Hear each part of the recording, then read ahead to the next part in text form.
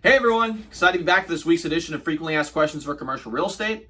In today's video, what I thought I'd do is share with you 4 key things that you need to consider before you buy or lease a retail property. Now, before we dive into these 4 things, I want to preface this by saying that the lease rate, or how much you pay on a monthly basis, is obviously extremely important.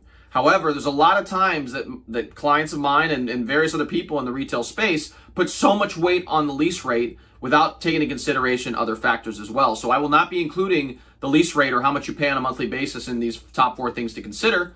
However, these top 4 things to consider are going to be phenomenally helpful as you go through the process of leasing or purchasing a retail property. So to start off, number 1, first thing you need to consider is the functionality of the space. Now, what I mean by this, I mean that if the space is functional for your intended use, so if you own a barbershop or you own a hair salon, consider that how is your space going to be laid out? Or do you have the proper water lines in the area to be able to put your sinks or whatever else? If you're a grocery store, do you have ample space to be able to display your wares? Or if you have a bakery in there or something like that, consider, is there a restaurant hood available? Is there a grease trap?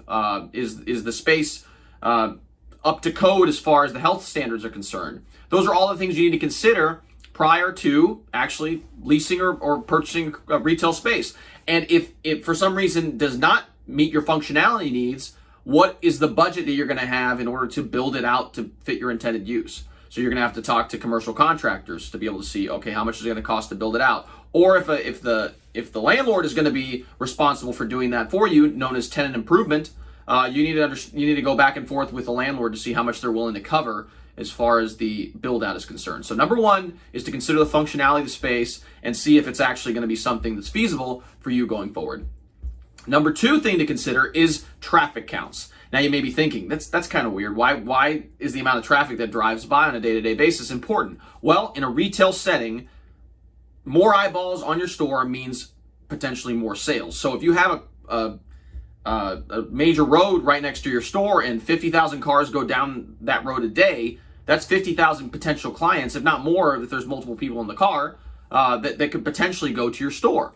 So generally speaking, when you're looking at a retail space, see what the traffic counts are. If there's only 1,000 cars going by there a day, the likelihood of them going to your retail location is probably pretty slim, unless they're going there specifically for you. So if you're a physical therapist or a medical use, then maybe they'll actually directly go to you. But if you are more of an impulse buy, like a restaurant or any type of store where you're selling products or services, you really do want to be located in an area where there's a lot of traffic, so that you can convert some of that traffic into paying clients. So number 2 is to look at the traffic counts of an area, and your commercial real estate agent should be able to provide that information to you. Now, number 3 is the visibility and accessibility. If there's 50,000 cars going down a road a day, but they can't see your store because it's tucked away in a corner, it doesn't matter, right? You've kind of defeated the purpose of being in a high traffic area. So one thing you need to consider is how visible is the space from the road or even the walkway. So if a lot of people are walking down the sidewalk on a regular basis, can they see your store from the sidewalk, or can they see your store from the major highway or major road that has a significant amount of traffic? Number 2 thing to consider in that category is accessibility.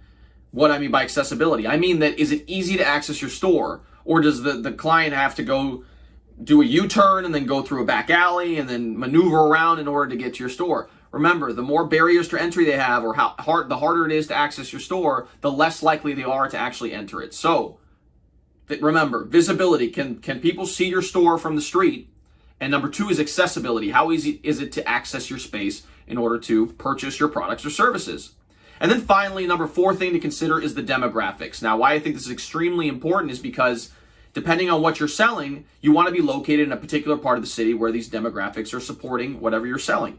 So for example, if you're selling a luxury item like a designer purse, for example, or designer purses, you don't want to be located in an area where there's not an affluent demographic, because they're probably not going to have the amount of disposable income necessary to justify a purchase like that. Along with that, different age groups may be tailored to different products. So if you sell products or services tailored to an older demographic, you want to be located in an area where there's a high concentration of those people in that area, because you have a higher likelihood of actually converting those individuals into clients. So number 4 is to consider the demographics of an area before you actually decide to lease or purchase the commercial property. So those are the 4 key things you need to consider as a retail potential retail property owner or lessee before you actually commit to leasing or purchasing a commercial space.